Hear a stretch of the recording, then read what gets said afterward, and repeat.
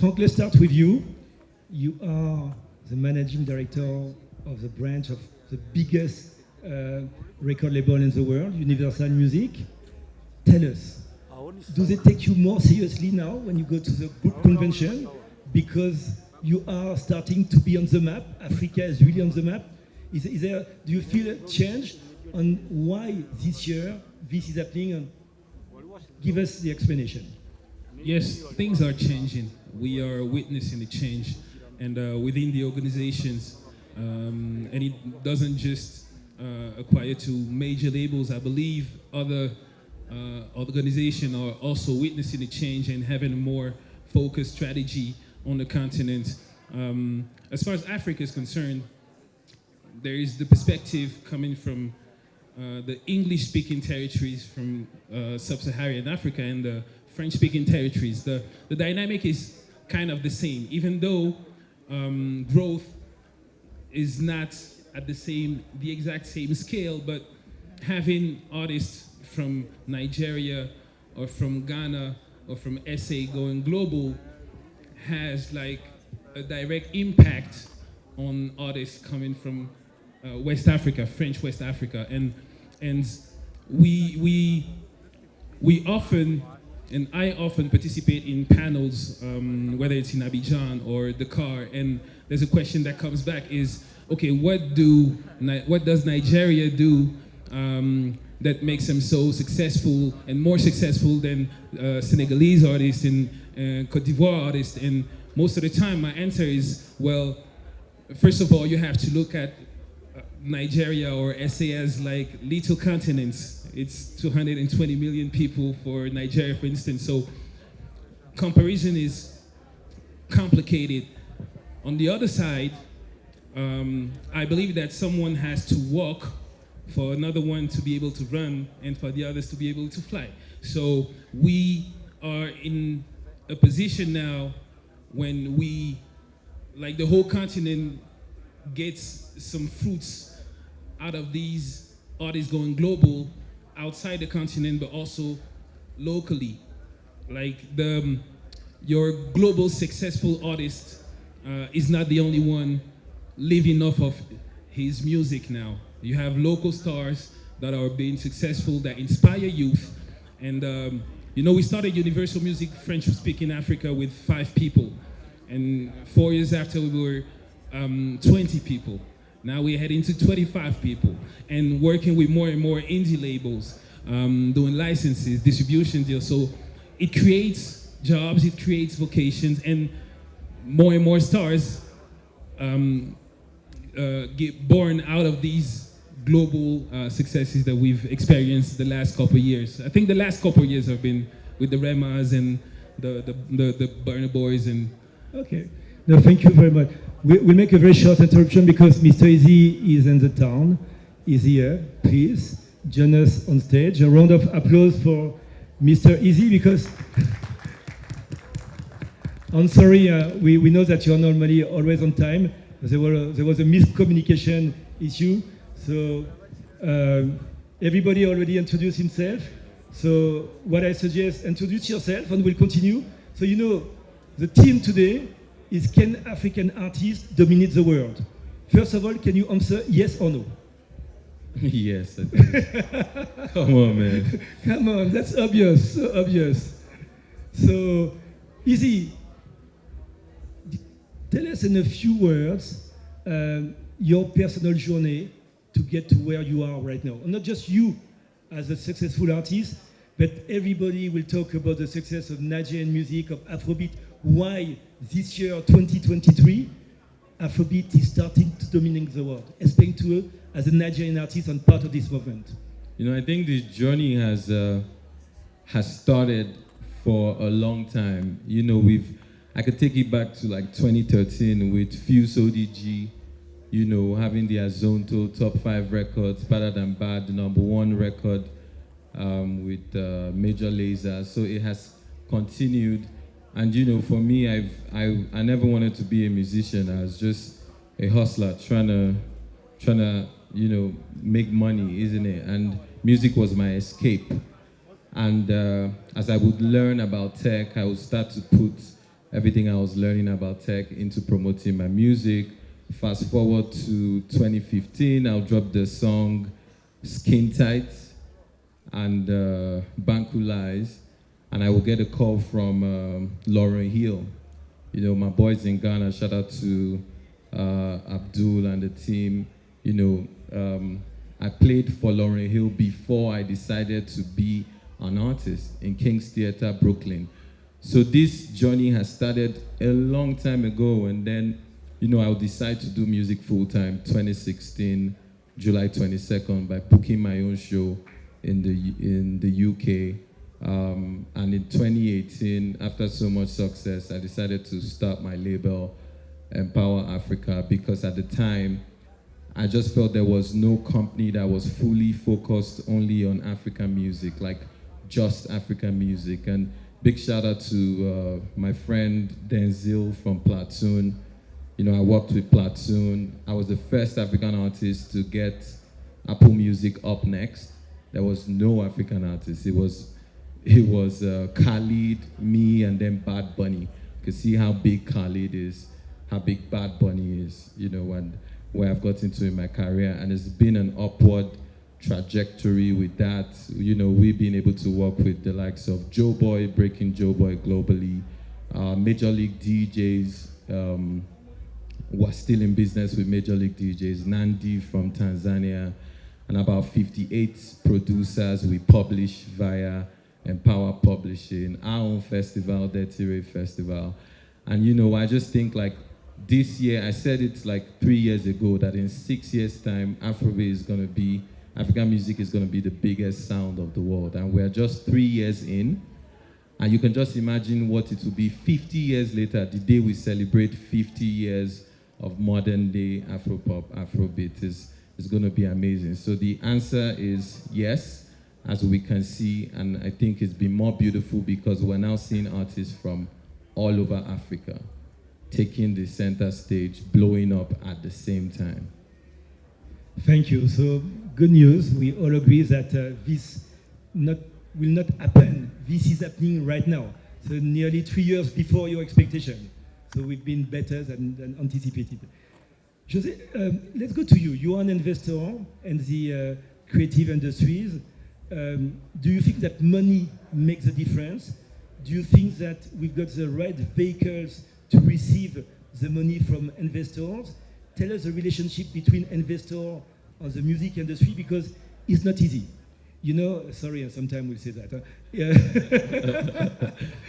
But yeah, you know, this music industry is very fragmented. And most investors are looking for tangible assets. They are looking for, you know, collaterals. When they put money, they want to have certain guarantees that they will get their money back. How do you work with this music? And how can you contribute to make sure that one day, even today, and even for many more years, African music will dominate the world? Thank you, Olivier. So to me, actually, I want to piggyback on what Mr. was saying. African music can dominate and has always had the potential to dominate, but the only challenge for African musicians always has been the issue of money, funding, because we have a lot of talents and good talents in Africa, but the problem was, how do they fund their music so that it's a sustainable business? And to me right now, seeing the breakthroughs, seeing what Nigeria is doing and other countries, so now we are starting to feel the hope, and that has really opened the doors to also other investors in other countries in Africa to be like, this is a field where we can really invest. And I would also like to tell all investors that it's still a virgin field. and the thing, Olivier, so many people really have money in the private sector. These are older generation. So they really don't understand how music or art or movies can make a difference. Can you really invest in that and make money in return? So it's still a challenge, but looking at countries that has done that before, so now we are starting to see investors opening up. Also appreciating certain government policies And I thank so much the government of Rwanda through RDB in collaboration with Trace. So now we're starting to see that uh, you can base tourism on entertainment. So now we have a lot of people coming in here because of what? Because of Trace. So now, and the investors are watching and be like, hey, there is a future here. There is a future here. But we have always had potentials and talents, but the problem has been always money and exposure.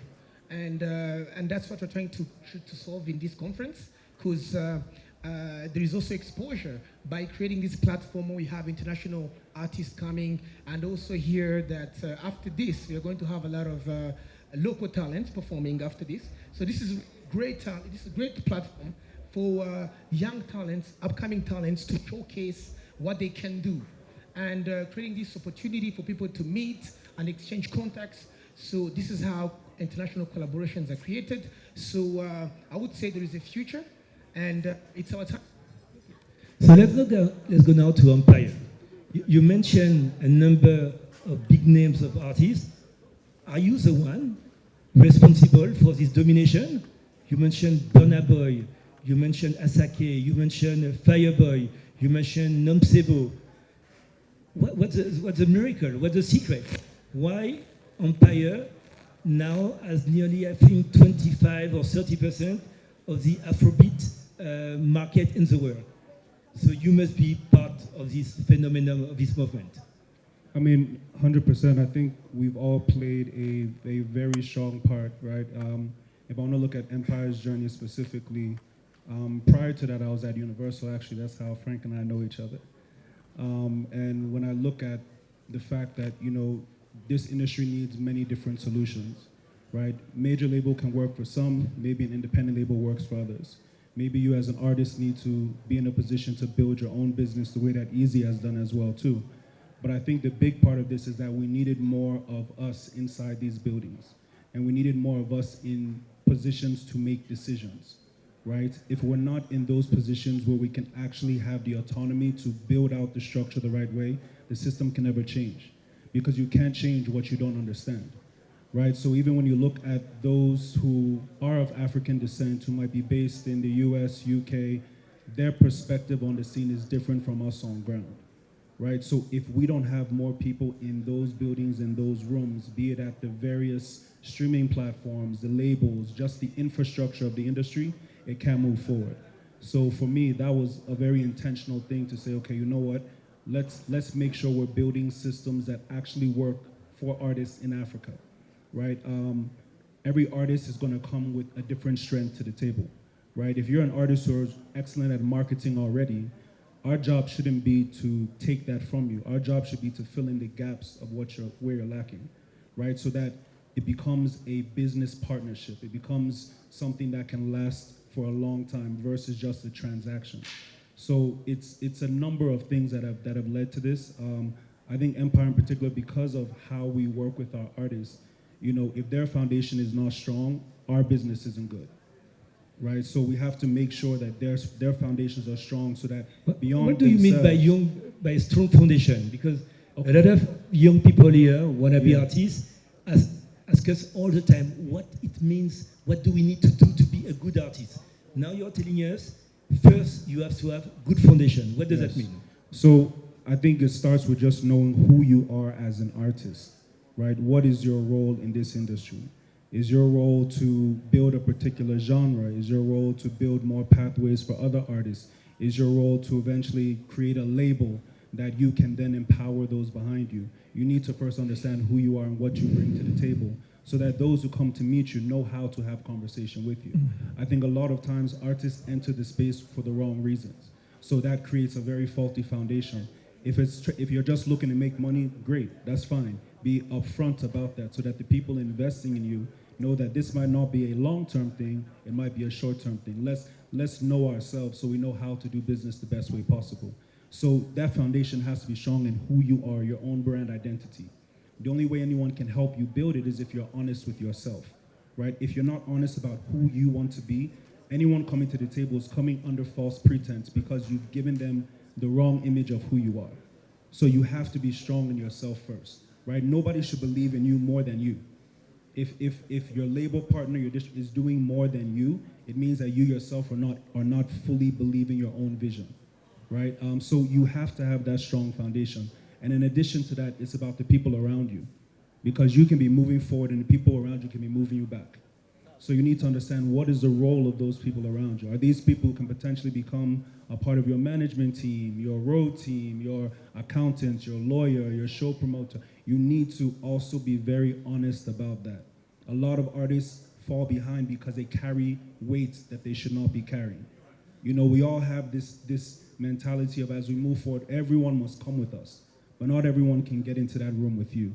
You sometimes need to get into that room first to create the opportunity for those around you. But if you're walking into the room with this weight, we call it the Superman complex, right? You cannot move forward, you can't fly. You need to let that weight go so that when you come back down to the ground, you can carry and build. You know, if you look at international art, I mean, Easy is here, so it's a perfect example here. It's just building the infrastructure that does not exist, not just for you, but also for the industry as a whole. If you look at an international example, you see artists like Drake could be a good example actually, because every business structure around him, every pillar of his business are people he started with from day one. So someone is handling his merchandising, someone is handling his touring, someone is handling his bookings. These are all the people around him that have had specific roles to build the infrastructure that he enjoys now, alongside his label partners. So these are things you have to be intentional about as an artist first. If you don't have that conviction, no matter what you do, you will never be able to reach your true potential. And nobody will be able to help you get there because you're not being honest with yourself about who you are, where you are, and what the future should look like for you. No, thank you. Very insightful. Maybe we. You know, I think one is like he said, like knowing who you are. You know, I was watching a video before, like on my way here, and it was a video of Rema sitting down in a car and freestyling, right? And you know, there were a lot of comments back in the day about how Rema sounds, who he is, why he's doing like this. But he knew exactly who he was, and he stuck to his guns. He didn't change. He didn't flip the switch. It's like, oh, you're making the same song. Okay, he keeps making that same song because that's what he knows, and keeps elevating at that same thing. And you know, it has one of the biggest songs in the world. Period. Like a few years later, you know. So I think it's one, knowing exactly who you are and being unapologetic about who you are, because that's how you cut through.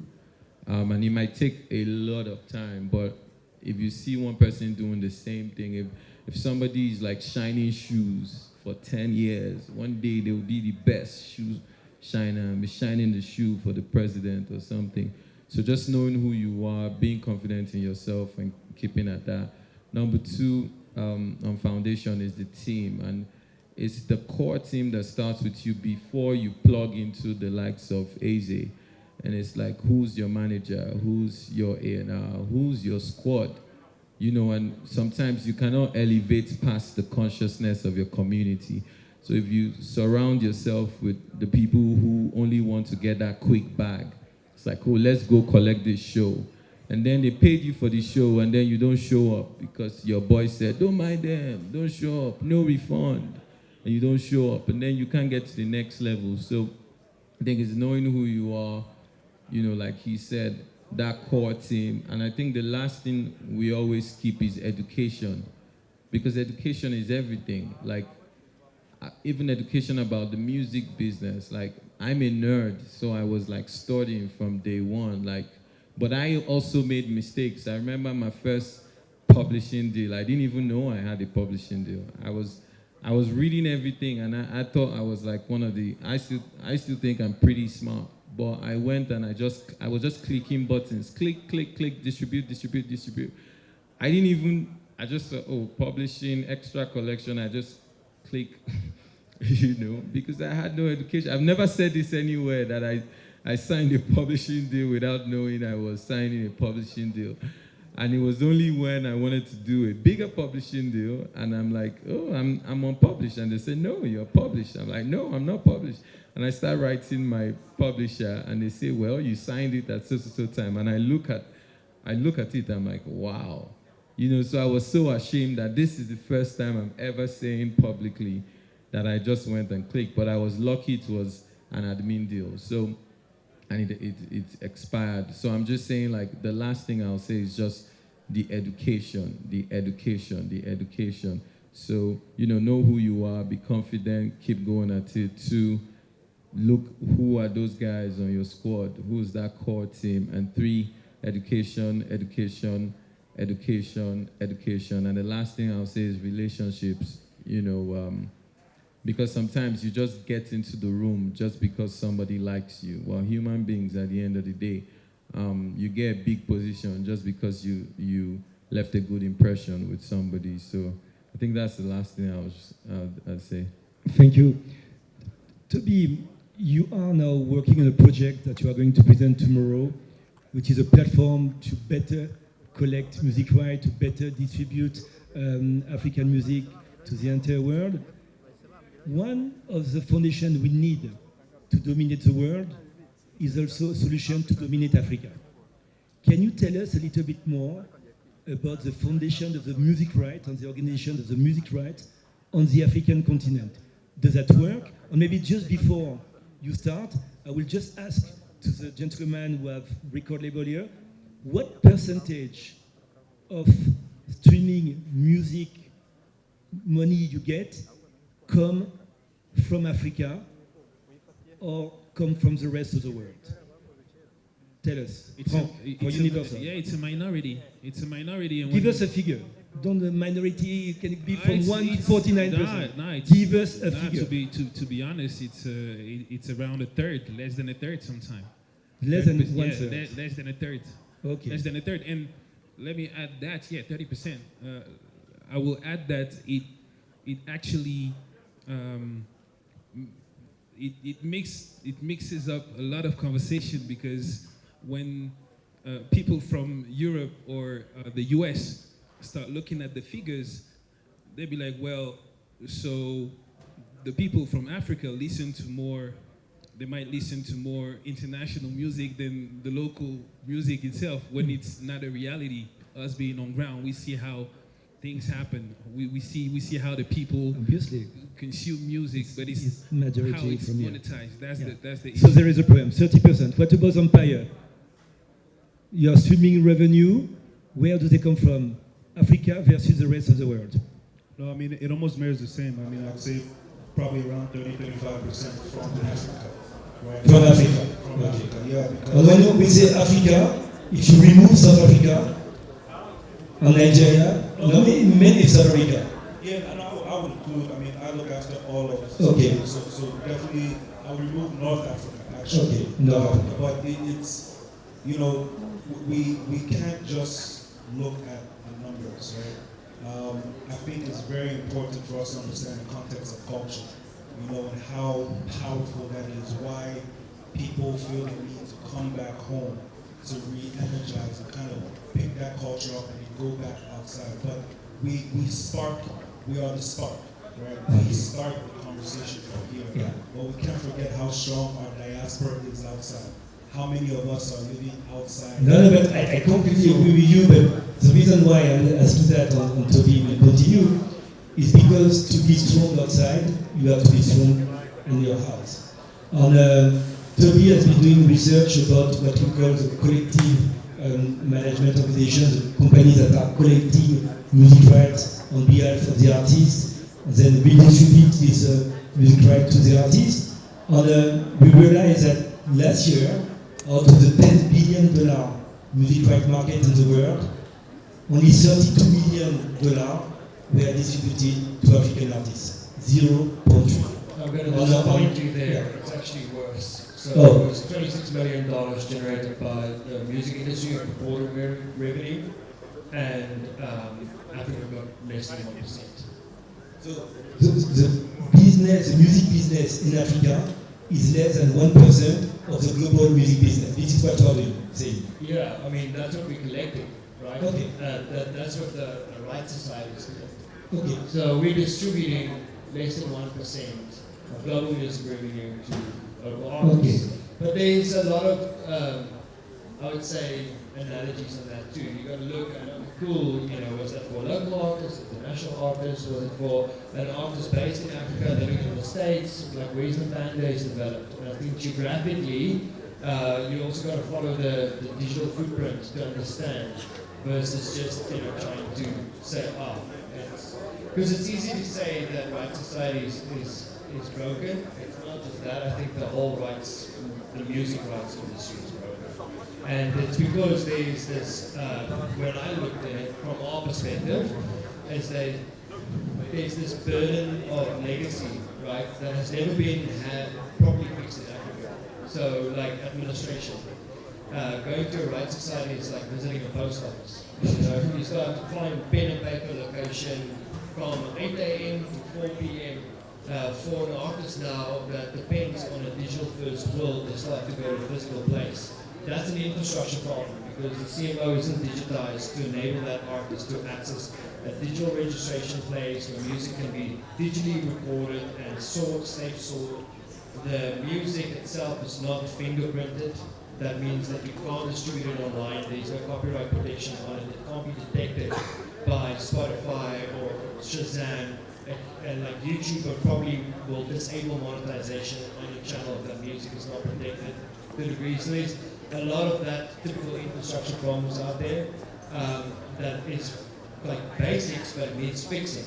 And it doesn't help you go and start fixing it in how the world was built 20 years ago. You almost got to leapfrog to Africa to be on par and accelerate ahead. Where like when iTunes, Pandora or these streaming services were invented, go look at the listing dates. These companies are 18 years old. It's old for a generation that is half the age of how old these companies are, that's up and coming. It's going to be redundant. So they need a new platform. And it needs to be bespokely built for Africa because as a continent, most of the country is the same. That's what you realize. Now, some of these international distribution companies come to provide distribution, but they also engage with us. Hey, like we're here, we're investing millions of dollars to come into the continent, but we get a lot of interest, but we don't get conversion. I'm like, dude, you check that Africa is like 80% unbanked. Like people need to pay with mobile money. What? What's that?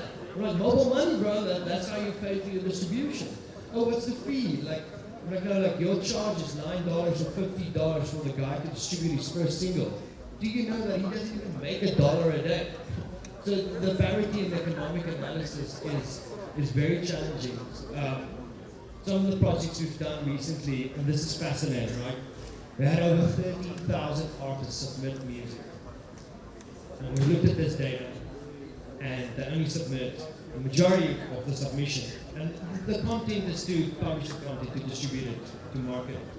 When we looked at the data, 90% of the submissions to us, the artist did it on a YouTube music video channel. And when we looked at these channels, we looked at, hey, but the About You section is not even complete. Like, you don't even know how to write your own biography.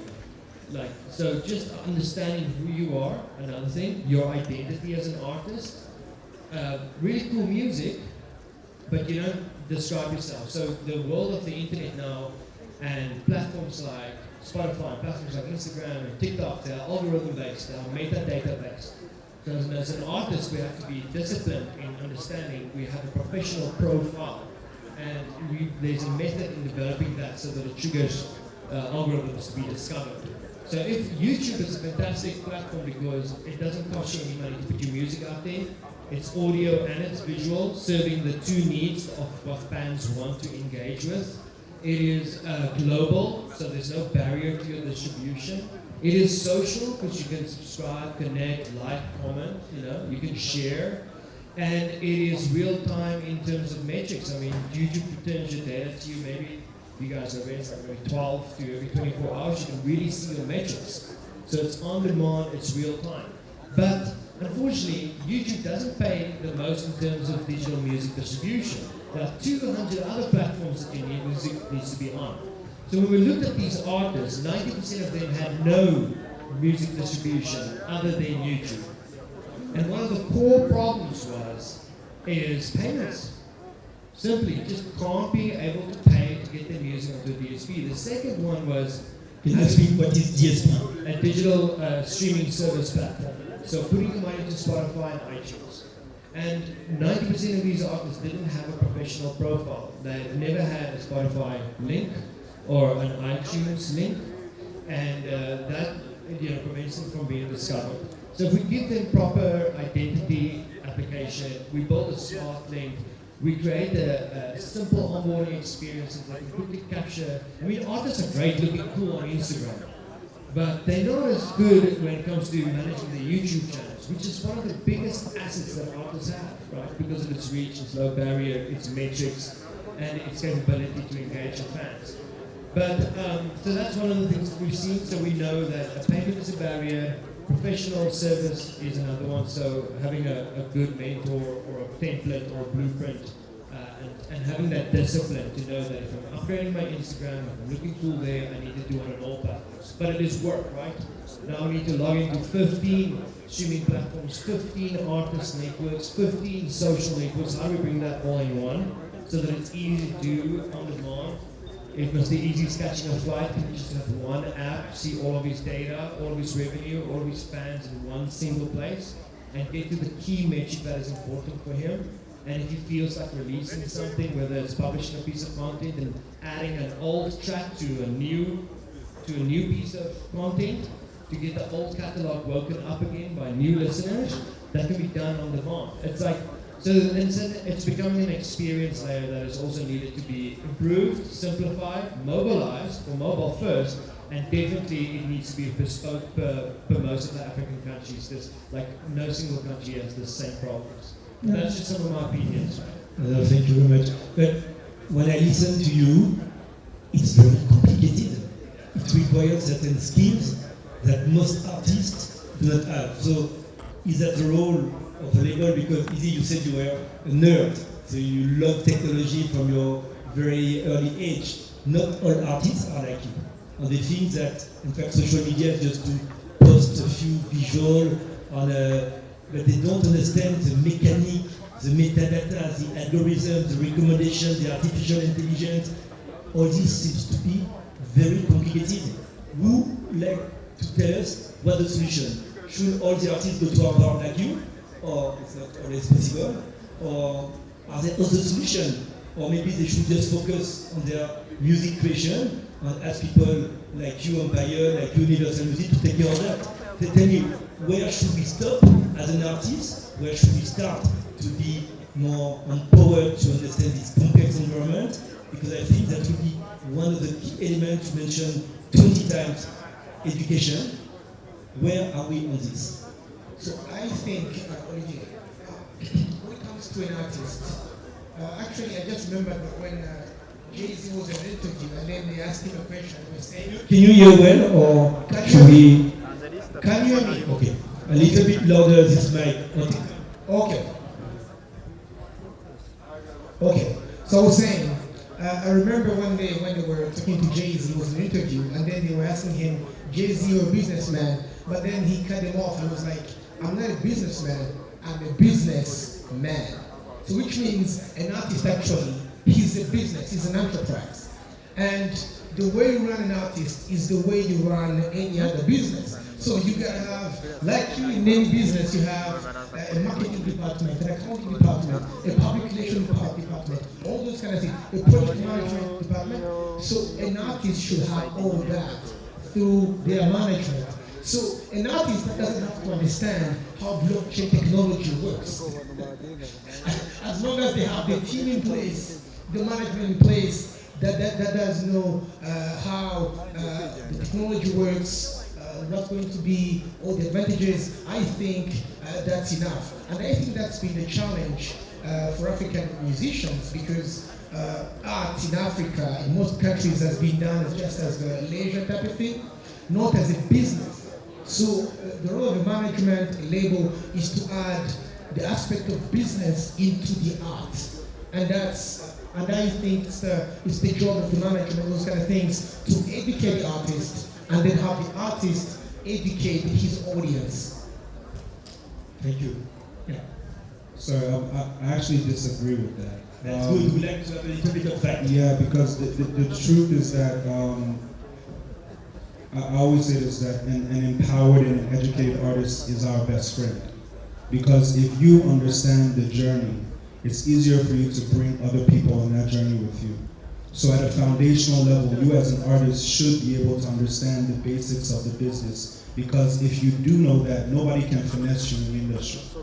Nobody can do things without your knowledge. So you might not have full knowledge, you might not have a PhD in this space, but at least have a bachelor's degree to understand how this should move. So when you're bringing people in, you know the role that they're meant to play. That's what we focus on mainly, because if the artist does not have that information, when we're no longer maybe in business with them, they're not able to stand on their own. And then that becomes a problem, because then they can't build the business properly for themselves because they're always leaning on others. So I'm not saying that every artist should go home and learn everything about the industry, but make sure you understand the basics of these spaces. If you're not paying attention to AI right now, you're already behind. It's that simple. We had a conversation earlier with a few artists. If you're not negotiating deals that if you're someone who's into AI, if you don't have that understanding now, you'll be behind by the time that majors and other entities start including these things in that conversation. You need to have that understanding now as an artist. That's across the business. Without that, you will not be as successful as you are. And I'll point back again to Easy on the Panel. I'll point to artists like Drake, same thing. Understand the game, understand the business, so that when these things happen around you, you know how to pivot as an artist. And a real example I'll use is that, let's say someone comes to you tomorrow for a sync deal, or let's say a jingle, right? Let's say Trace tomorrow needs someone to create a theme song for Trace 2024, right? If you are an artist who has some sort of business mind understanding, you're thinking that, okay, you know what, let me create this not for me, but for the brand, because this is something that can build more relationship. This is something that can be of value to me and everyone around me. If you're leaving something like that to the people around you to put in mind, they're not writing it for you. They're not creating that for you. You need to have that understanding of the business as well too. The same thing with brand partnerships. If your manager signs a brand deal for you with a brand that you have no interest in, how do you plan to be the best ambassador for that brand if you don't have that knowledge? The first thing you should be doing is making sure that this brand aligns with who you are as an artist. This brand aligns with your strategy for the next year, 2 years, 3 years. If it does not work, you do not need to take that check. So these are things that the artist has to understand. People around you can, but if you don't, it will always limit how far you can go. Good point. So we are running a little bit out of time, so I will ask each of you the last question, or maybe a conclusion. We'll start with you, Frank. Okay, we all believe that African music is starting to dominate the world. My big question is, how long? How long will this last, this trend, this movement? Are we strong enough? Are we doing the investments that are necessary? What's your perspective on this? It's a process. Easy talked about a process. He mentioned these 6 years run that we're in right now. I'll say that 10 years prior to that, we thought that 2020 would be the year, and for some reason, pandemics and infrastructure and all types of reasons, I think we still need we need patience. We need people in these offices that actually understand and talk about the context to investors, to the youth as well, to the audience, and we are in that process. To my mind, we should start having another type of conversation before the end of the decade we're in right now. The number of global African superstars is increasing from a year to another. The position we're in outside of the continent when we are in these organizations are not the same. We have more impact on the local strategy because they understood that they needed people on ground who understood the people on ground and the artists. Also, what is being happening right now with that event, the number of panels, the number of conferences, the number of talks is multiplying, and we need artists to attend these talks, and we see more artists attending these talks, and this is also a signal to my mind of the dynamic that we're in. So by the end of the decade, I believe that we should be in the position that Latin music is in right now. For instance, they are having the figures, the data, the movement locally and outside of South America as well. Latin music is being dominated by South America and not by Spain or Portugal, which is how things should be.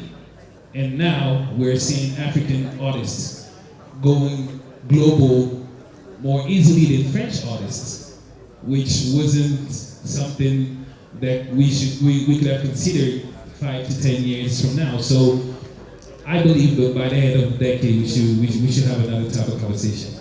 Great. Actually, I want to start by saying a little bit of a story. I remember, Olivier, when we met, to me, Africa is still a virgin. So I would say, with the platforms that artists have, being followed by millions of people, I think it's free marketing if you're a businessman or if you're a company. So I think coming cooperation of between private sectors, artists, that thing could really become something big. And then coming to the artists, they should just keep on working on their crafts. I think the best yet to come. Seeing everyone coming to Kigali, a small country somewhere in the middle of Africa. So to me, it's the best yet to come for Africa. Thank you. So what about Empire? Are you going from 35% market share to 70? I mean, there's a lot that needs to happen. We need more active streaming platforms in the market. We need more platforms doing what Trace is doing. We need more people empowering the ecosystem that exists. Beyond investment, we just need more people to pay attention to their strength so that they know how to apply themselves to the industry. A lot of people just see the financial gain, but they're not looking at how to build infrastructure that can last for a long time. That's where the investment comes in. That's where the human resource comes in as well too. There's still so much more to do. It's just the tip of the iceberg. We need more platforms for ourselves. We need, be it in a live space, be it bookings. But we need to be able to build more platforms at home. We also need to understand that we can operate as one and be as connected as we want, but we also need to understand the nuances of every market, right? Down to language, down to just cultural understanding. We need more people in these spaces. We need more people invested in these spaces. We need more people participating, and we need more, I'd say, creatives to understand that the spotlight is not the only place where all the action happens. Right? A lot of people just focus on wanting to be on stage, and therefore we don't have enough people building the business of music as well. So we need to be able to cater to both and build both for us to actually thrive and build a proper working ecosystem in Africa. Thank you. Toby, a short answer, please. Yeah, definitely. The future is digital. The product is audio and visual. Your competition is an algorithm. Your leverage is understanding data.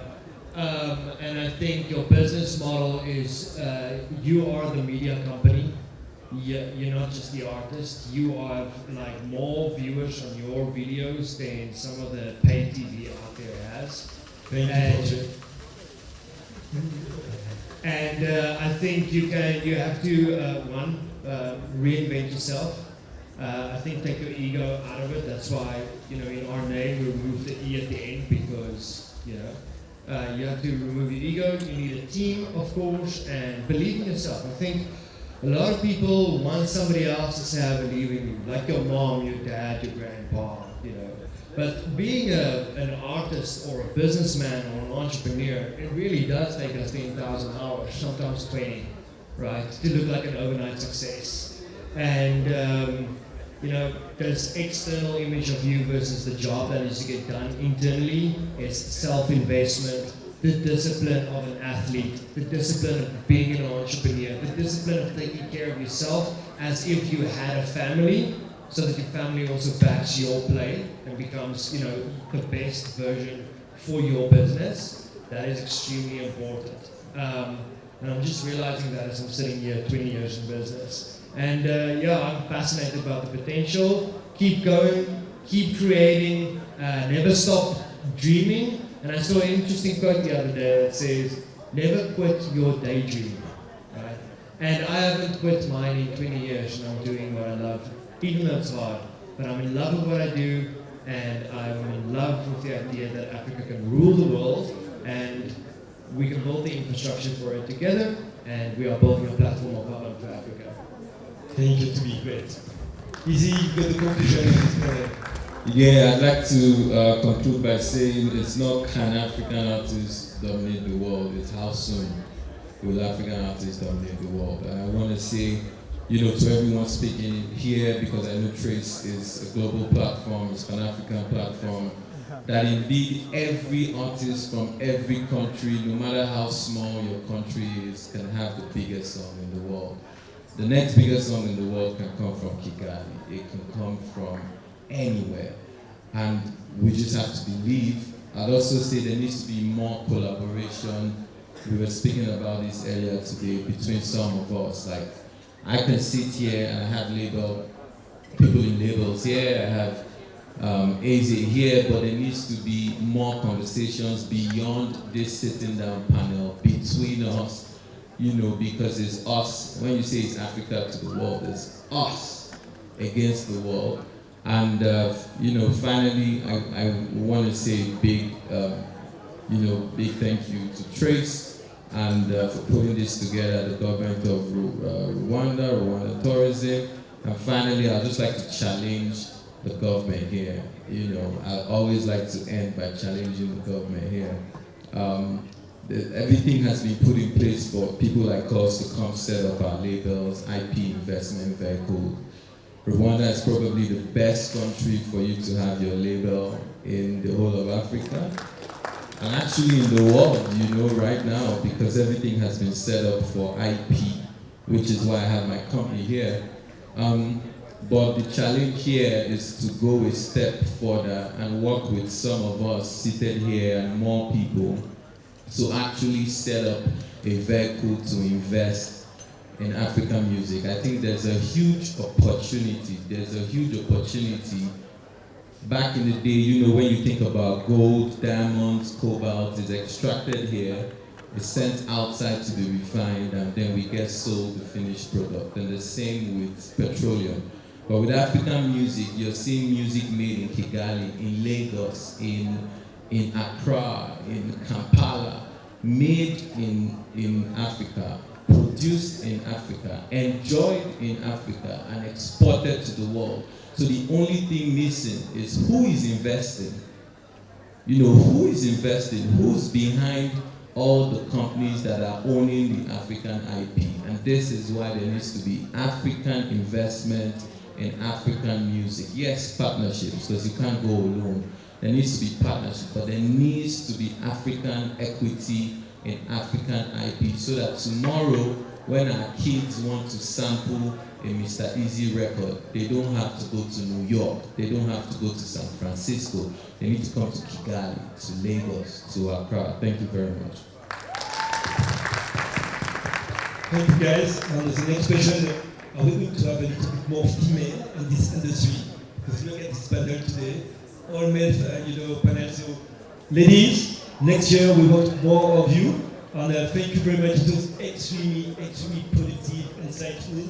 And we recorded everything. So I think we are going to cut that and make it available to the world, because the entire, at least African music industry, should listen to this panel. Thank you again. Thank you.